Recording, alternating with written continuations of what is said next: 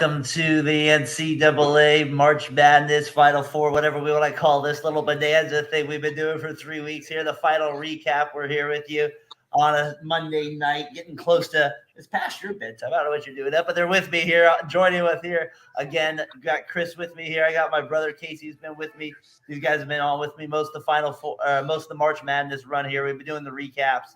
This is going to be our last one here for a little while here. Guys, a lot to get into game-wise. We'll talk a little ladies hoops, kind of talk our favorite moments from the game here. But first of all, we'll start with our guest there. Chris, how you doing tonight, my friend? Doing pretty good. A little bit disappointed, but doing good. So, well, me and Casey had our Aztecs together. Casey, these two knuckleheads over here, you got to go. It's always go with the inexperience. They win the bets for you. Me and you chose the Aztecs. They went with UCONN. How you doing, Casey? Doing good, man. Yeah, no, it's been a great day. Was a little disappointed with the outcome, but it was a game. Nothing better to do on a Monday night, so I enjoyed it. But just wish it was a little bit closer, to be honest. Well, before this tournament started, I'd be remiss if I don't start with my oldest son here, Derek. He chose the Huskies to win this thing because of the logo. Not gonna lie, there was no knowledge involved here, but that dog did stand out to him. He had a shirt here. We got with it right there with it. Derek, he does now because of my sister Amanda. If she's watching out there, you're not even on the screen. He does get Pokemon cards now. As a result, my sister does owe him Pokemon cards. He did win it, so I know he's excited about it. Derek, what do you think about your Huskies? You watched the whole game with me today. Your Huskies played good today, my friend. I am really proud of them. They played well. I thought they were really on it. Chris, can I ask you something about the Huskies real quick? I feel like their second unit at times is better than their first unit. It kind of seems that way, don't it? It seemed like their first unit would get to struggling a little bit, and they'd throw that second unit in there, and it was lights out. It's incredible how that worked out. Casey, what do you think? I thought Klingon, like Tyler mentioned it a few times in tweets this week. Klingon, the big guy there, like every time he's in, I'm like, why are they not playing him more? Like the guy's just got such a feel. It'd be interesting how he translates to the NBA or if he stays in next year. I think most people think he'll stay. I don't know. What did you think of UConn? They were just so dominant this whole run. But let's just talk about today specifically, I guess. Just what did you think of their game and their performance again today in the championship game? Well, it's all about UConn. Give them their credit, man. They won the championship. They rolled through everyone. Yep. Hats off to them. Caravan, Klingon, just they play 1 through 9, and honestly, just their team is stacked. They have such a good just cohesiveness. Their offense that they're running in the half court was just so smooth. It was like an NBA team running it. Hawkins was lights out. Sanogo's just an animal down low. They're just complete 1 through 9. And Danny Hurley, man, he's a great coach. And, it's their time right now to shine. And they just rolled through the tournament, and they made everyone look pedestrian. And it was pretty phenomenal to watch. And it's hard, though, when – I mean, it's kind of a split hairs, San Diego State. But, I mean, if you go 11 minutes without a field goal, it's tough to win a ball game. And the thing is they did so unreal that first – like, if you're going to look at it from that – we got our guy Tyler checking in here. What's up, Tyler? How you doing here? Thanks. Appreciate you tuning in. Then the first 4 minutes, they look like the beyond competent offense. They're like, all right – you're not thinking overly 10-8, but Chris, they look like they at least got to do what they were doing. And then Casey's right; they look like they could not put the ball in the ocean if their life depended on it. And that was one of the themes coming into the game is could they consistently score throughout a game? And it's something that they struggled with all year long, and it reared its ugly head 4 different times tonight where they went stretches of 3 minutes at minimum without scoring. You'd think they could handle 2 of those, but they ended up with 4, and it came back to haunt them. All right, before we pay too much tribute to UConn, I want to go on San Diego State real quick here. I thought they played a good run. We learned last podcast, Teddy Boy, who joined us on the podcast or whatever. I don't know. He commented in. He taught us what an Aztec was. My boys learned it. We got to give them credit though. I mean, to get to the championship game. I know. I was like, what was so funny is like they're a massive underdog, and I was like in the grand. It's funny because they're like the 5 seed, UConn's the 4, but just the way they're playing, I guess overall gave us that input. But Case, I mean, San Diego State, to think they would get to the championship game I don't know, having to get through Alabama, a couple other tough games, obviously through Florida Atlantic yesterday at the buzzer, or the other day at the buzzer. I mean, before we get to UConn, I just thought the Aztecs, they did put up a fight tonight. They just couldn't score enough. That 10-minute stretch is going to do it. But I thought overall, how can you be disappointed with a team that's never made it to the Final Four and then gets to the championship game? I think kudos to them overall. Don't you think? Yeah, I don't think disappointment is the right word to use. I would say just enthusiastic. The program that Dutcher and Steve Fisher built before him. You got to feel proud of the boys. You know, they came out, they played hard. It's just they didn't have any shot makers. They didn't have someone that can just go get you a bucket.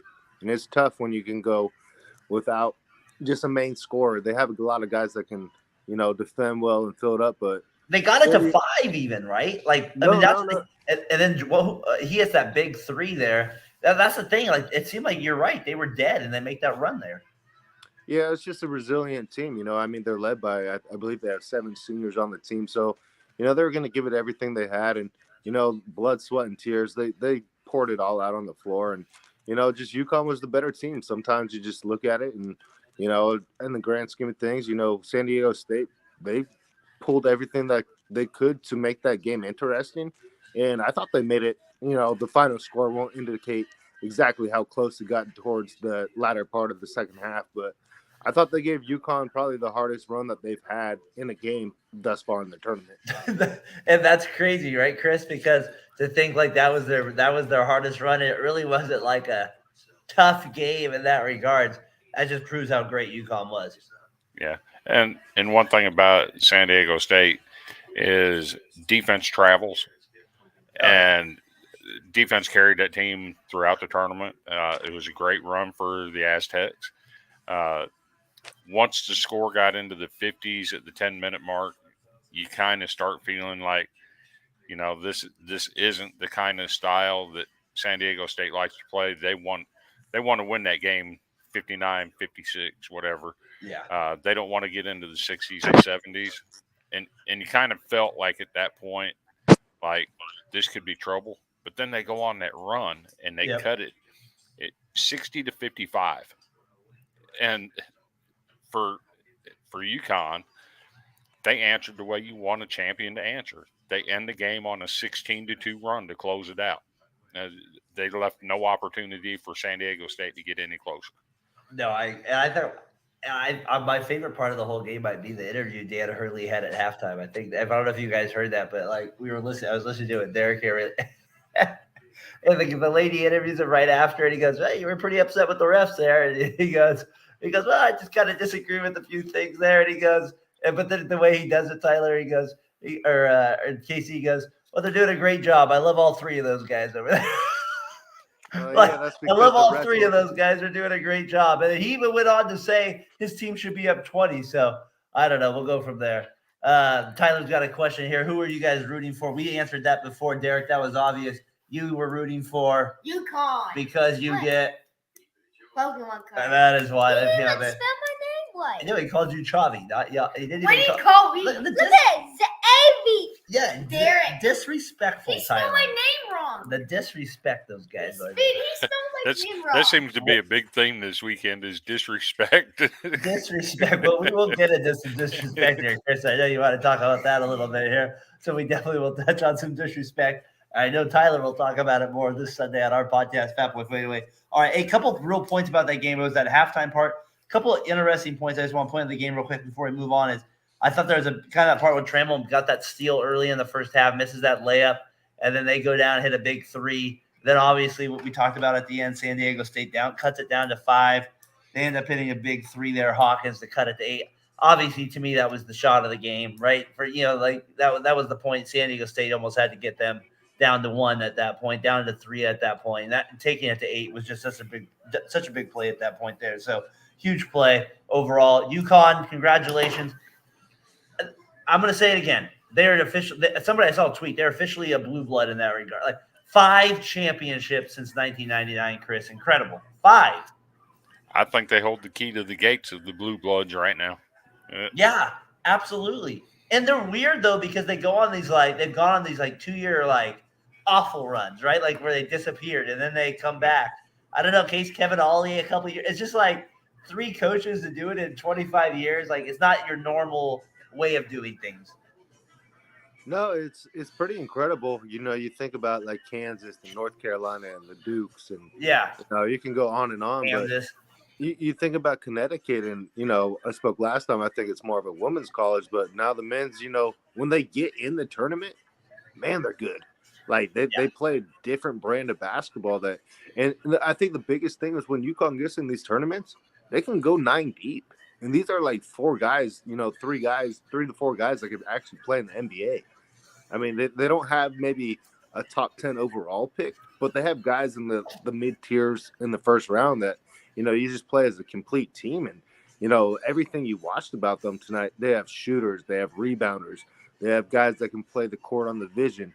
Hawkins, Butler with a double-double tonight. Like, they just can't, they play a complete game cohesively, which you don't see a lot in college. Everyone mixes and matches like where their roles. And Danny Hurley, I thought, did a phenomenal job this year where he put them in positions to succeed at their highest level. And Did I hear hats off to correct? him. Did I hear correctly? They were the 1 seed at some point this year. In Were they ever that high? In December, they were ranked number 1 for Okay. I think 2 weeks. That makes sense. But then in February they go 2-6. I know, it's crazy. How do they do that with those type? You're like, how do they do it with those big guys like that? How do they go 2-6? How do they do it with those guards? It's incredible. All right, so we'll get into our final memories here, final thoughts here. So the men's UConn pulls it off. Let's get to the ladies real quick here. The LSU Tigers, they pull out the W against Iowa. I mean, honestly, in some ways, it was kind of almost a more entertaining, like kind of Final 8 in some ways. The men's did a good job, but the women's were right there with it. I feel like they had their highest views ever. I heard in their championship game, over 9 million people tuned in. That's awesome. I thought a 12:30 start out here, Chris, was going to kill me on a Sunday, but we ended up making it prime time. My wife and I watched it with the kids. It was awesome. They were checking in on it. I don't know. What's your thoughts there, Chris? You're out there in SEC country. LSU Tigers champs. Your thoughts there? Congratulations to LSU. I thought that was the best matchup that we could have gotten in the championship game. We saw South Carolina and LSU earlier in the year. We saw how that played out. I don't think Virginia Tech had enough to challenge South Carolina. I don't think Virginia Tech would have been a very good game. I really think LSU Iowa was the best matchup for the championship. Yeah. And it did not disappoint play wise. Kudos to LSU. They put up 102 points in a championship game. And no disrespect to Iowa, they put up 85 in a championship game. Put up 85 in a championship game, you think you're going to win that. And that just tells how athletic LSU was, that they won that game by 17 points. And as a Carson there in the first half was just absolutely ridiculous. Was she 7 for 7? Banks in that final shot there at the buzzer just to kind of like put like an extra like little period. I mean, you guys were watching it with me. She was on fire. She was on absolute fire at the beginning of the game. Never stopped. We were laughing that they were saying that the coach on LSU looks like who? Nanny. Looks like my mom's. It looks like Nanny. It looks like Nanny too. I was like, I don't know if my mom would ever be seen dead in that jacket, but I was like, it does kind of look a little. My mom coaches does kind of get a little energy out of there. She was a Pat Summitt fan there, so Kim Mulkey does have kind of that energy there. Case, your thoughts, and we'll get back to Chris. We'll stay with the game as well. But Case, your thoughts on the LSU pulling it out? I want to hear more from Chris because I could tell he was itching to talk about. Yeah, go ahead, game. Chris. Keep going. Yeah, I want to hear what he got to say because me and you I think we're both pretty passionate about this game because when it came down to it, I was more excited for the LSU and Iowa game than I was tonight just because of the scoring factor, the everything around it with Caitlin Clark, the LSU, Mulkey. Like, it felt like it was just a bigger buzz. I want to hear what you got to say about that. Much bigger buzz for, and I got to be full disclosure here. I grew up in Iowa. I know Jan Jensen. Fantastic young lady. my real thoughts on that game. Yeah, give it to me straight, man. No shooter. Come on, let's go. No chaser. There were 40 fouls called in the national championship game, and that's unexcusable. When the head referee has only been a referee for 2 years in the college game, it's got to be fixed. And that takes nothing away from the players. They put on a great show. But when the refs are dictating the play of a game like that, it's uncalled for. It was sad to see the refs took two of the star players in the college game completely out in the first half, and you just can't do that. I want to ask you, what do you guys both think about that technical where Caitlin Clark kind of dismissed the ball, and they called that, obviously in college, technicals count as personal fouls. I thought that was the worst. I just couldn't believe that call, man. Like, she didn't toss it at a ref, just kind of threw it to the baseline, and then they teed her up. I thought that was crazy.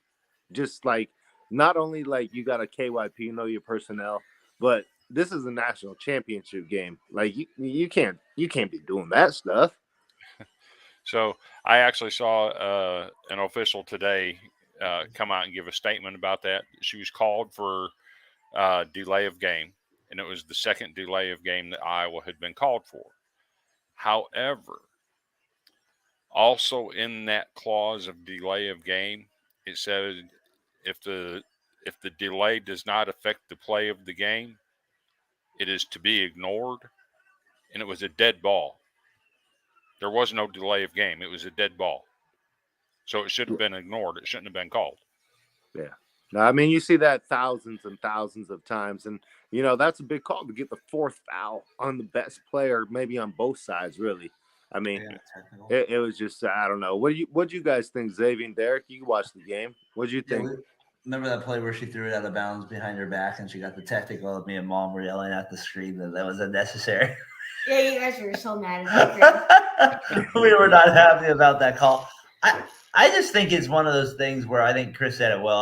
My 2 cents I would add to it is, again, just know the situation of the game. I thought it started the whole game. I thought Chris said it like Resse had 2 fouls early. Some of those fouls are like, you know what I mean? Just, I don't know, like just let it be a little bit physical. You don't need to call everything.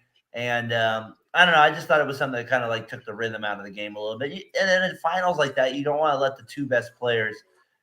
You want them to play a little bit more than they played in that game, I felt like. And I felt like Caitlin Clark, even when she was in there late in the game, you could tell she was hesitant on drives and just, I don't know, just the way it was. So I'm with you, Chris. It wasn't the best officiated game. I'm curious to get back to the point, though, of like LSU from a strategy standpoint, though, overall, like they were able to dig in. And to Kim Mulkey's point, Tyler pointed out, she dressed like a pimp, but whatever, man. She got the job done. Like, her teams just get the job done, Chris. And I mean, I'm interested, like, we hear what you're saying, because she was 9. They took over a 9-win team 2 years ago, and now here she is winning the championship in the SEC, which has the likes of Tennessee. She had to go through South Carolina, and maybe in some ways it's good they didn't play South Carolina in the championship game. But I don't know, just your thoughts on LSU, like kind of from their team side.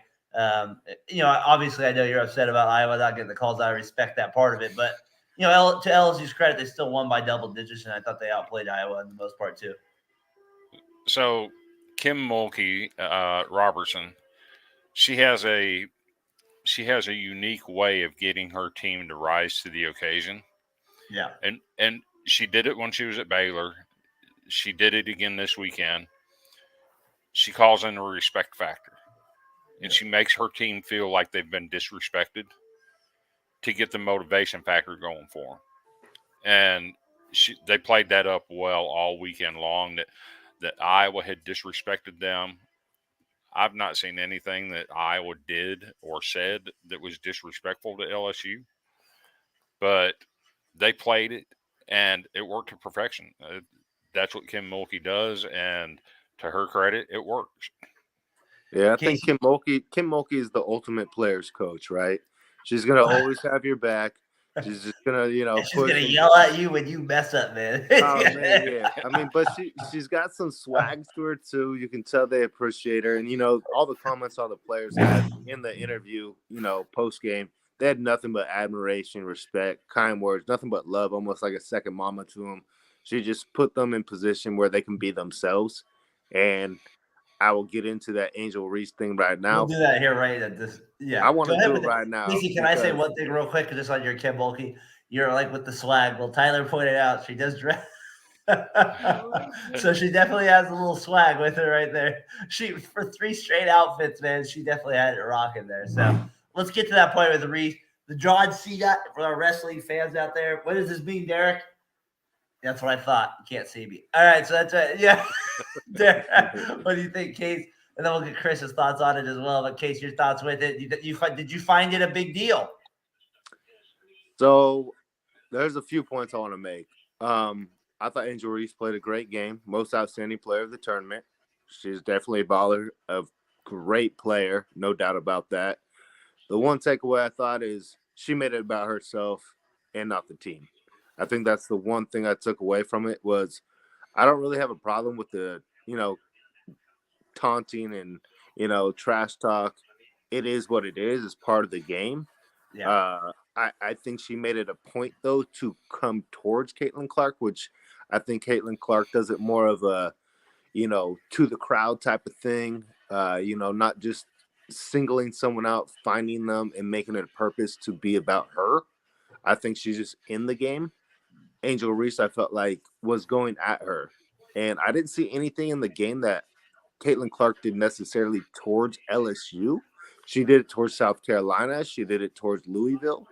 So I don't understand the fact that she came hard at Caitlin Clark, other than that she really wanted to be known that this was about her. And her comments, which I read a little bit later, which I kind of found a little put off. And, I'm not from that demographic. I've never lived a black life. I don't know what it's like to live in the hood. But she said, I'm hood. People are going to think I'm like that. And I want to represent the girls that, look like me. I just didn't think there was a purpose to make that emphasis of a point. And I think her game should have spoke for itself. LSU dominated. And I just didn't see the need to single out Caitlin Clark like that. I'm not saying Caitlin Clark doesn't have her moments where she showboats. I feel like she does it more of a Steph Curry type way. But to actually, make it a point of emphasis to make sure that she knew, that was a little put off for me. Chris? And I'll give my take on it. I think she should have been teed up for taunting, because she started doing that mess while the play was still happening. There was still time on the clock. She started doing that mess. She followed Caitlin Clark around the court for a minute and a half of game time, trying to get her in a position where she could do that. They finally got the free throw where she's standing next to her, and she did it. That should have been a technical for taunting.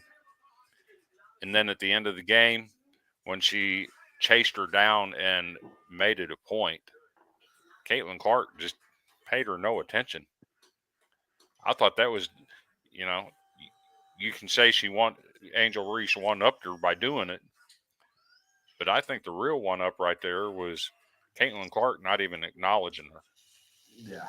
And then in the post-game press conference, Caitlin Clark, they asked her about it, and she said, I didn't even know. I was more in the moment and trying to be with my team and relish the fact that we played in a championship than I was about anything else. I wanted to be with my team and to take it all in.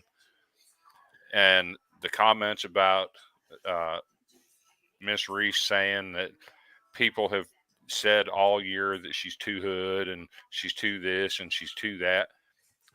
I'm going to be honest. Down here in SEC country, I have not seen one single article say anything remotely close to that. The only thing I've seen said all year about her is what a great player she is and how remarkable it is that she was getting doubles in every single game this year. I've never seen a bad word said about her. And for the comments to be made after the game that were made, I don't understand that. Yeah, and she's a tremendous offensive rebound. I mean, her offensive rebounding skills are just like they're top notch. it's not a great NBA call, but it reminds me of Tristan Thompson back in the day. Like that guy was just so good. She's just like she just knows how to rebound a basketball. She's so good at, and she's obviously a very good player overall. I'm curious to get your boys' thoughts on that too. If somebody was in your face, kind of trying to taunt you a little bit, trying to get you to react a little bit.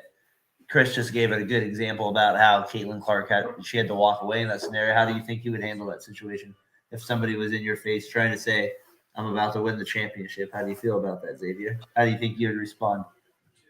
Hit him. You would hit him, all right. So that would be you would get ejected. That is a real ass answer right there. I love that. I can respect that. Derek, what would be your answer to that? I would hit him and quit for a while until they say sorry. You quit for a while. All right, that's not the answer we wanted. Yes, it is. All right. The one thing I thought though, the one thing I really took away from that altercation was insecurity, lack it just of seemed awareness. unnecessary a little bit to go that long with it. Can I be honest real quick, Case, before you go? Is like I only saw that clip at the free throw line, kind of, and I was like, to me, that's just not a big deal. Like you know what I mean? That's what I saw right away. I didn't see the last 30 seconds. I watched the whole game, but I just saw that part, and I kind of was like, but then I kind of saw more of it, and then I kind of was like, it just was a little. If I was coaching that person, I'd be like, it's just a little. I'd be like, when you're doing that, you're putting a target on your back forever. I'm just saying that's kind of what you're doing. To me, it's not the best way, the best look overall. Go ahead, dude. So for context, I was watching the game with my buddy, and he's a sports fan, but he's just not, he likes the game, but he's not fully invested. And we watched the whole game, and when it came down, he goes, "Hey, did you see that?" And I was like, we're eating chips and dip. I go, "What?" He goes, "Look at her.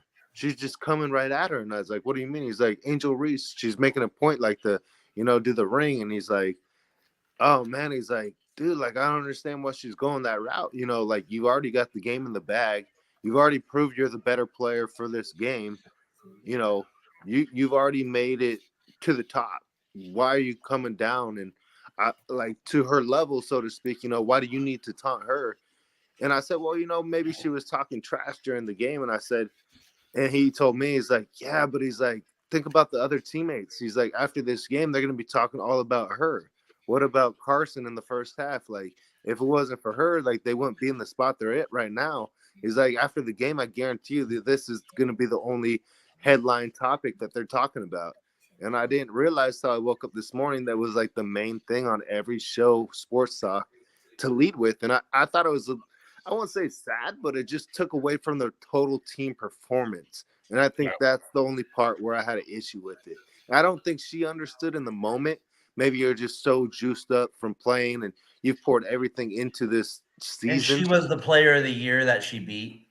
And I think that was slight, where she did feel that, disrespect and like what Chris talked about, Mulkey, fueling the fire of, hey, we've been disrespected.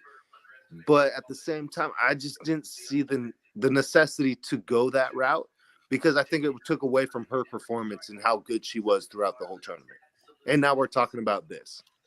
And can I be? Am I being like 100% real? This is as real as I can give it to you. Honestly, like I feel like if they were the same race, it would not matter as much. It doesn't matter if it's two white people. I think that's just kind of how I feel in that regard. And I'm not. That's just like how I deeply feel. Obviously, we're three white guys. You're talking about it, but like you get my point. Like if it was two white girls, like even with the two blonde girls that went at it, like it was a little hype and then went away. Like I don't know. Like maybe it'd be a little story more because it's a championship game, but I just can't see it getting as much airtime as it has now. It wasn't two blonde girls. The Texas. No, I was talking about the Louisville girl in Iowa. The Louisville. I forget her name. Van Halen. Is it Van Halen? I forget her last name, but that one's there. So I don't know. I thought that was a good conversation. Chris, go ahead. Go ahead there. So, full disclosure, I have a grandson that's mixed. Yeah. For me, it was not a white and a black issue. Yeah. It was a respect issue. For sports commentators to immediately make it about black versus white, I think that goes way too far. I think Caitlin Clark should have been the most outstanding player. She not only broke the women's record for scoring, she broke the entire NCAA record for tournament scoring. There wasn't a better player in the entire tournament in any game. So I felt like she should have been the most outstanding player. And it's not unusual to have a member of a losing team be the most outstanding player. We saw it in the men's in the Sweet 16, where the kid from Kansas State won the most outstanding player despite losing. So, Yeah. No, But that's not to take anything away from LSU. LSU, congratulations, you're the national champions. You played one heck of a ball game. We got to move on from this and grow the sport of women's basketball. Because if you think about it, the Tennessee UConn games that were epic back in the 90s and early 2000s, the USC teams with Cheryl Miller.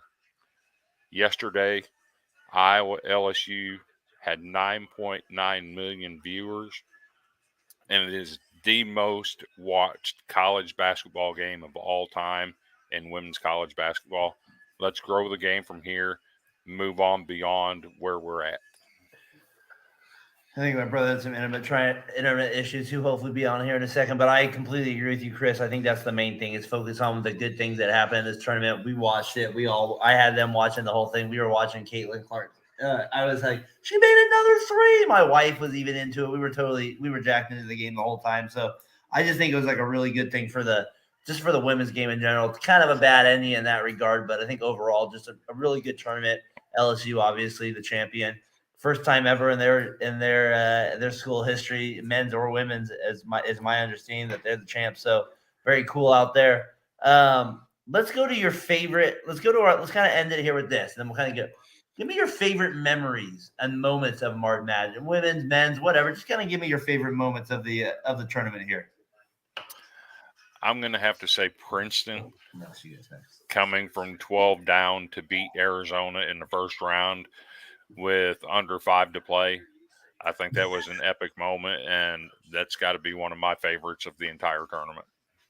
Well, Chris, me and Casey were there for that one. So we were there for that epic moment that you're talking about, Casey, where he was saying, I was asking you here right before you left there, what was your favorite memory or moment from March Madness? And Chris was saying that it was his team coming on with Princeton winning the thing. I agree. I just think Princeton was it was such a weird game in that game too, because they scored the last 9 points of the first half and then scored the last 9 points of the second half. And it was a huge win that there in Sacramento. It was me and Casey's first time with my mom and sister going to a NCAA tournament. Casey, the adrenaline rush there in that tournament was awesome there, what he was referring to. You got a favorite memory? Obviously, maybe one of ours going to, but something else as well? Yeah, I want to apologize first, though, for the internet connection. My bad, fellas. So, that's all right. I don't know. Even in 2023, we still can't get this. Hey, I did one a couple weeks ago with Nico and you. Remember when I went off and we were live for about 3 more minutes with dead air? So that it happens. Good, you're on.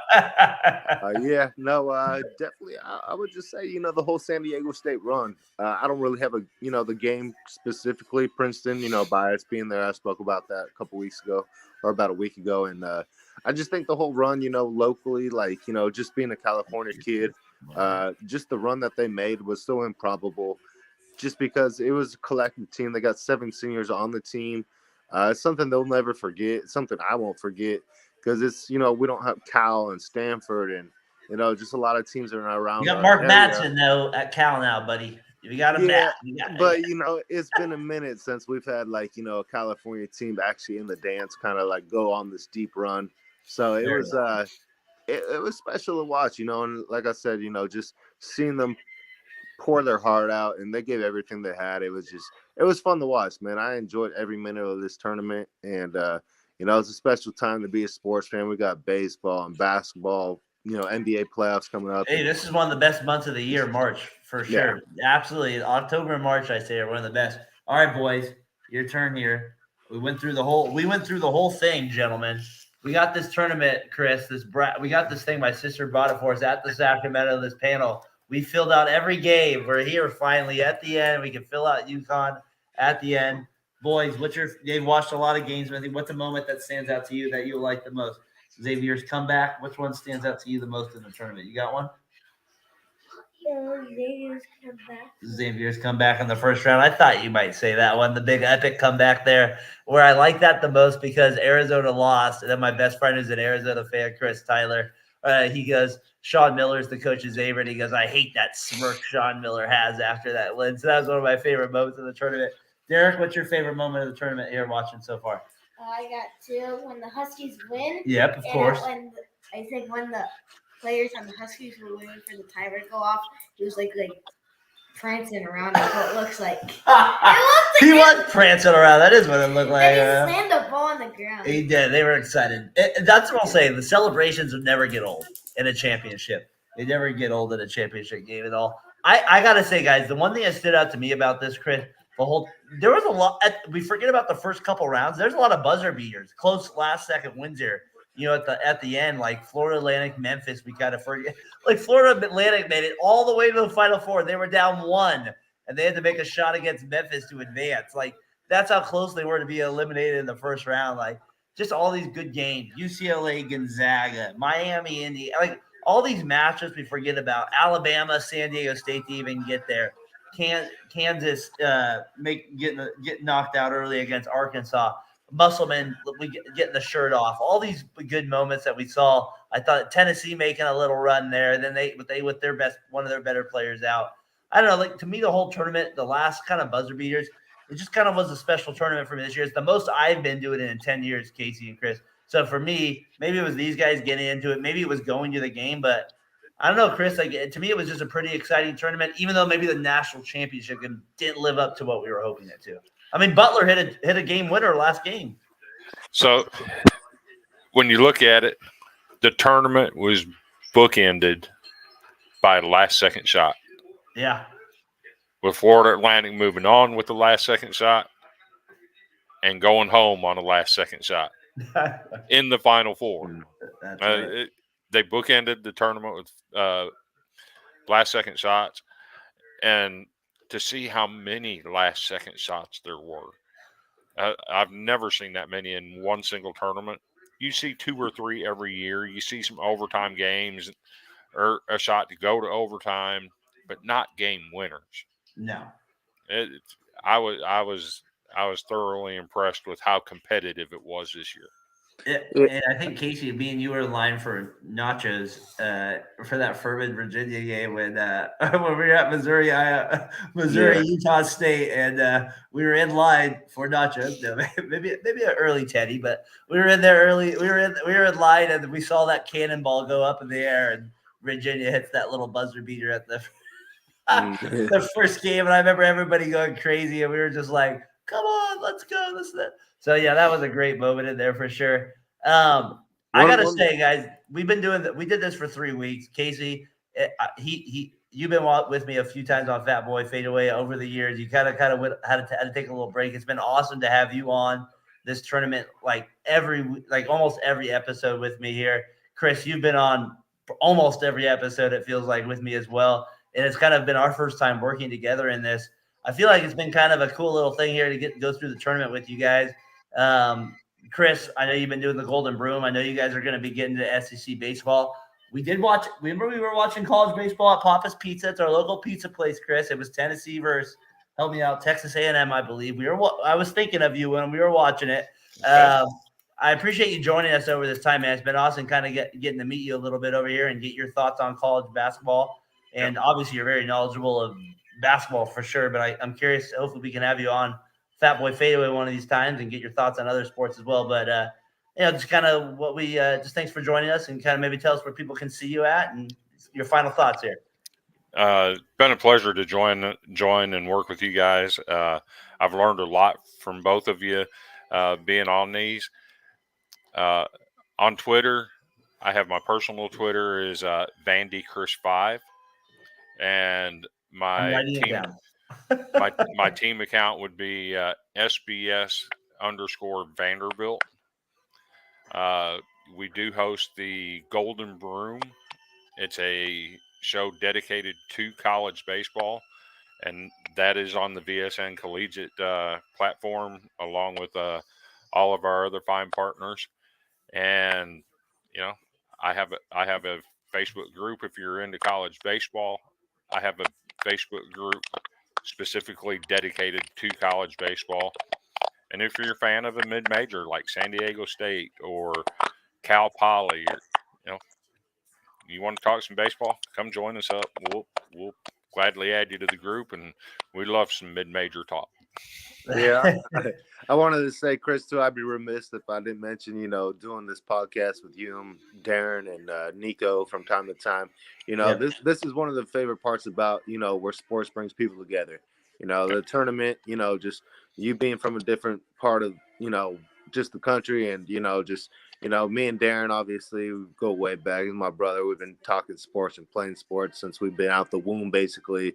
I get to hang out, chop it up with you guys. I got my two nephews here are just getting into the basketball and the baseball and soccer. And, I think these are the moments that, we kind of maybe don't take for granted, but sometimes don't always appreciate. And, this is the things that sports give to us. It gives back to us more than I think that we give to it. So I just want to say thank you, Chris, for, hopping on. And, I got a lot to learn from what you've been talking about. So I appreciate your time, man.